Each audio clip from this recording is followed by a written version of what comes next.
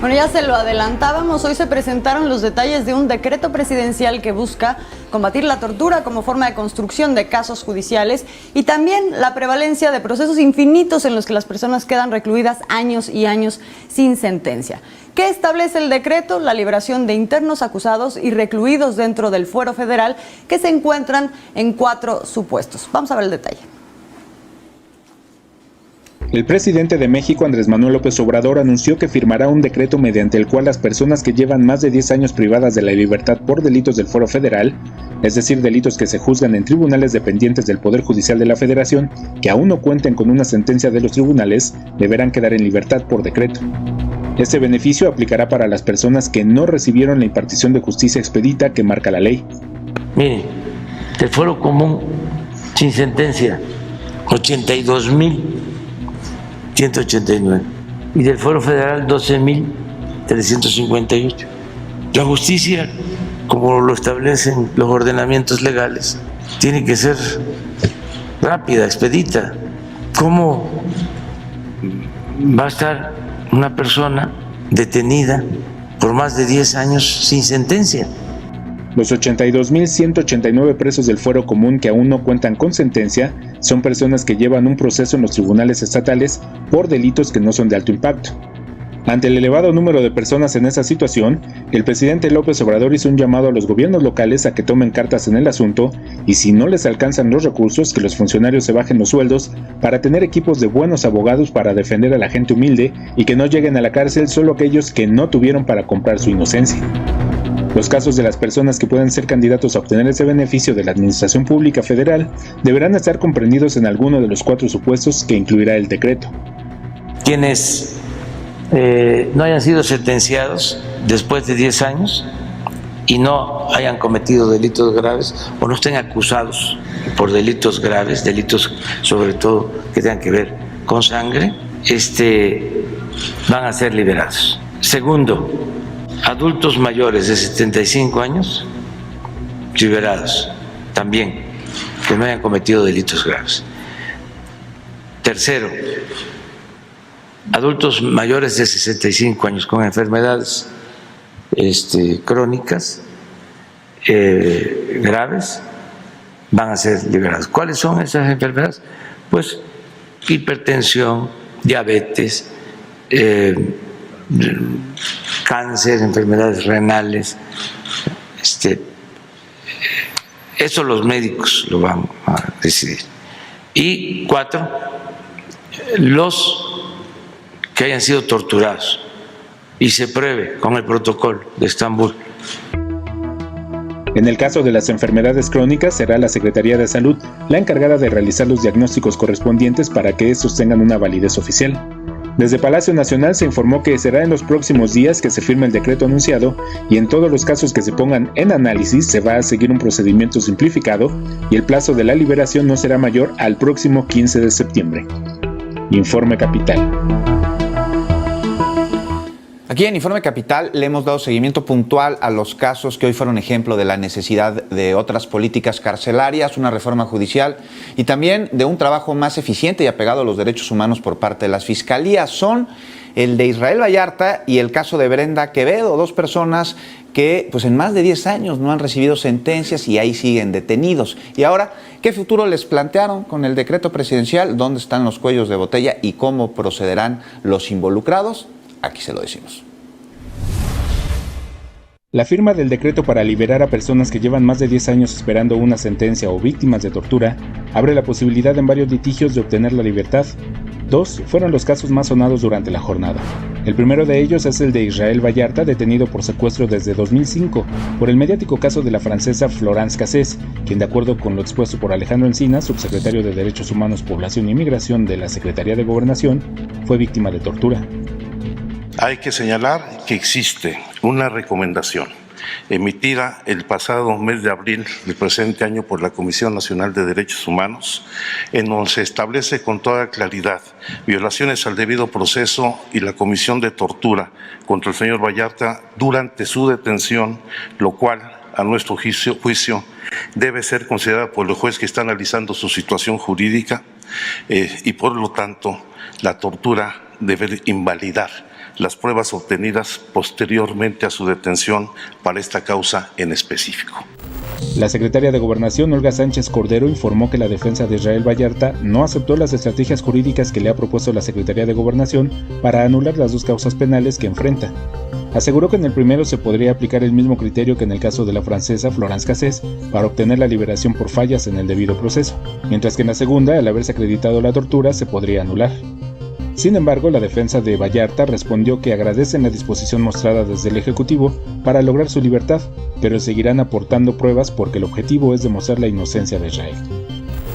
Hemos determinado seguir en el proceso ofreciendo pruebas hasta que sea necesario. ¿Sí? Entonces no es tanto que nosotros hayamos ido en contra de esa situación. Lo que pasa es que lo que buscamos es que sea, como ya se ha dicho aquí, una absolución total. El segundo caso es el de Brenda Quevedo, implicada en el presunto secuestro de Hugo Alberto Wallace, y de la cual Sánchez Cordero indicó que se acreditó plenamente que fue víctima de tortura en 2 penales y su proceso de inscripción en el Registro Nacional de Víctimas está en marcha. Ella denuncia haber sido víctima de tortura en 2 ocasiones. En el 2009, en el penal de Santiaguito, en el Estado de México, y narra cómo fue torturada, y en el penal de las Islas Marías, también ella narra cómo fue torturada. Actualmente continúa privada de su libertad en prisión preventiva, también sin resolución, sin sentencia definitiva, en el Centro Federal de Readaptación Social Femenil en Morelos. Encinas criticó a las autoridades judiciales por su incapacidad para erradicar la tortura y dijo que se debe tener mano dura para ello, por lo que no se puede andar con medias tintas para erradicar el problema de la tortura en el país y que la autoridad judicial no se apega a los propios protocolos que la ley establece para acreditar los delitos como el de tortura. Informe Capital. Bueno, y un tercer caso del que se habló esta mañana es el de María Isabel San Agustín, detenida en la alcaldía Milpalta por el delito de secuestro y sentenciada a 65 años de prisión en 2013. 5 años después, en 2018, la Procuraduría Capitalina ordenó la reposición del proceso para que se le aplicara el protocolo de Estambul y su resultado fue positivo, es decir, se acreditó que María Isabel fue objeto de tortura. Sin embargo, en estos 4 años, la perito que desarrolló el protocolo no se ha presentado para ratificar el resultado y, por tanto, la señora San Agustín continúa presa.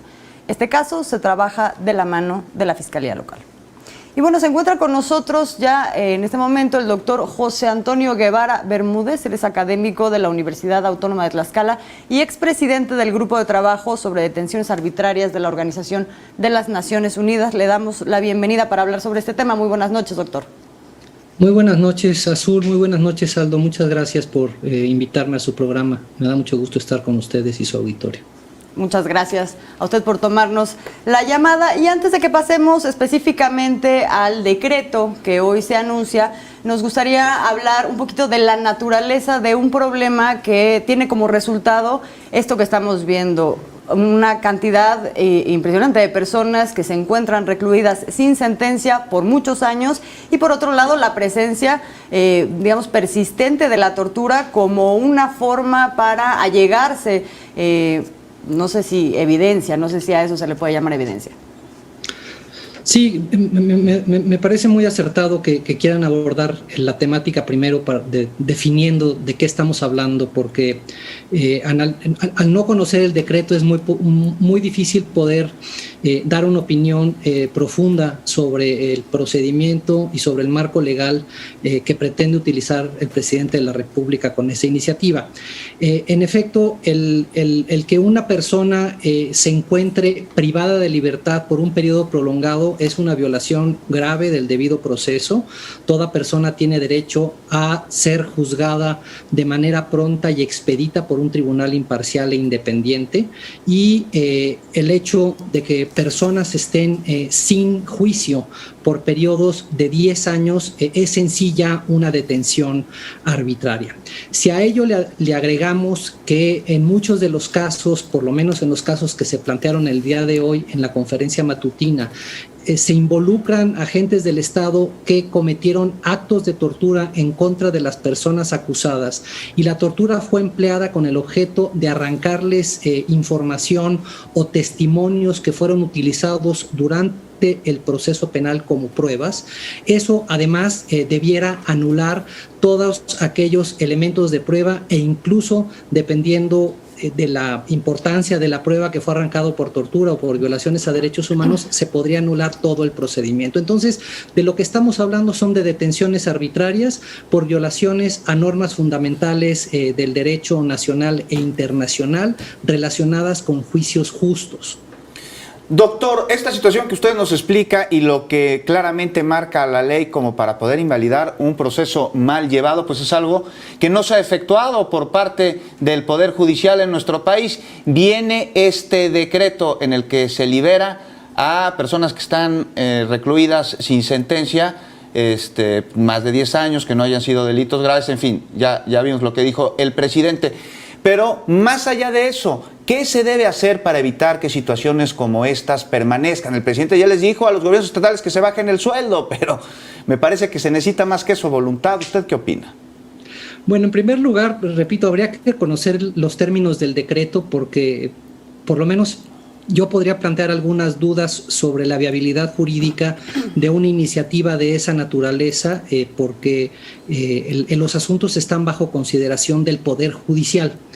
No sé si el Ejecutivo se puede involucrar en un procedimiento en curso, en un juicio penal en curso para poder liberar a las personas. Pero bueno, independientemente de las cuestiones técnicas, jurídicas que puede haber alrededor del decreto, el problema de mantener personas privadas de libertad por periodos de 10 años o de más de un año, porque la Constitución establece que los juicios penales tendrán una duración de un año, no podrán tener una duración de más de un año. El problema, para resolverlo, se necesita el involucramiento del poder, por supuesto el Poder Judicial, pero de las fiscalías del país.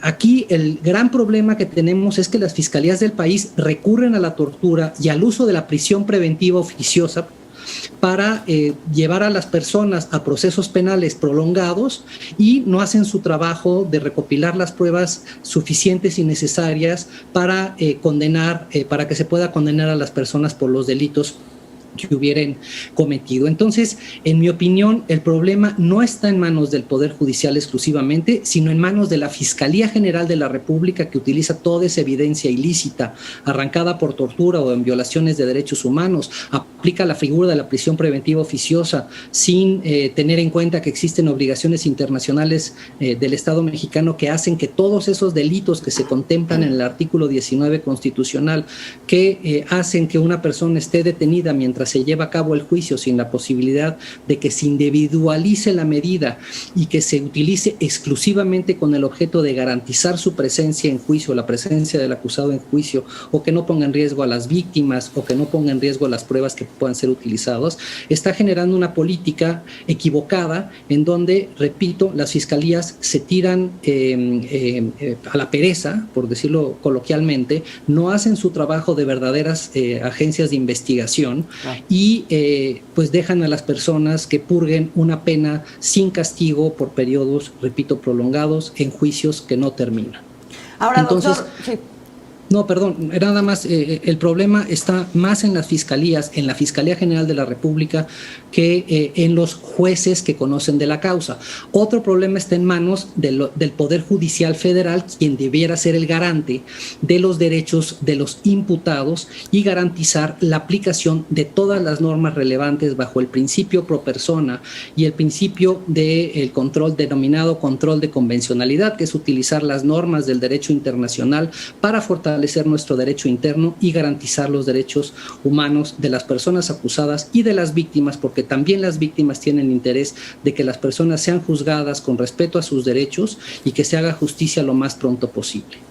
Ahora, doctor, es evidente que este es un problema que requiere reformas y una serie de atenciones de gran calado, de mayor profundidad que lo que puede hacer un decreto, pero digamos, este decreto que atiende a una serie de casos que ya están ahí, que ya sucedieron, digamos que ya pasaron por estas fiscalías que cometieron eso que usted dice, estamos viendo en casos específicos que hay un cuello de botella, no sé si deliberado o no, o a qué atiende, en el Poder Judicial. Si el Poder Judicial es parte del problema, ahorita ¿podría ser parte de la solución también? Sin duda, yo creo que la Fiscalía General de la República, en los casos mencionados del señor Israel Vallarta y de Brenda Quevedo, en donde ha utilizado pruebas ilícitas y llevan 10 años sin poder probar, más allá de duda razonable, la responsabilidad penal de estas personas, y además hay mucha evidencia que apunta a que se fabricaron pruebas, podría retirar la acusación de inmediatos sin necesidad de acudir a reformas de gran calado, ni mucho menos. El decreto, repito, es una muy buena idea. A mí me parece estupendo que estemos hablando de estas iniciativas, pero yo no sé si el Ejecutivo Federal tiene competencia para poder excarcelar a personas y de manera que se reconozca su inocencia y que los juicios se desvanezcan por las violaciones graves al debido proceso que se han acreditado por parte de la Fiscalía. Yo diría que esto, la mejor manera y más rápida es que la Fiscalía retire las acusaciones en todos aquellos casos en donde se haya acreditado las violaciones graves a derechos humanos y que el Ejecutivo se encargue de repararles el daño conforme a la Ley General de Víctimas y a las obligaciones internacionales que tiene el Estado en la materia. Pues estaremos muy pendientes y revisaremos esto que nos está usted diciendo sobre las facultades del presidente, porque definitivamente el Poder Judicial ni la Fiscalía han hecho lo propio con respecto a lo que determina la ley sobre el debido proceso, que pues no puede durar más de un año en caso de ser penal. Doctor, pues le agradecemos mucho que nos haya acompañado. Al contrario, muchas gracias a ustedes.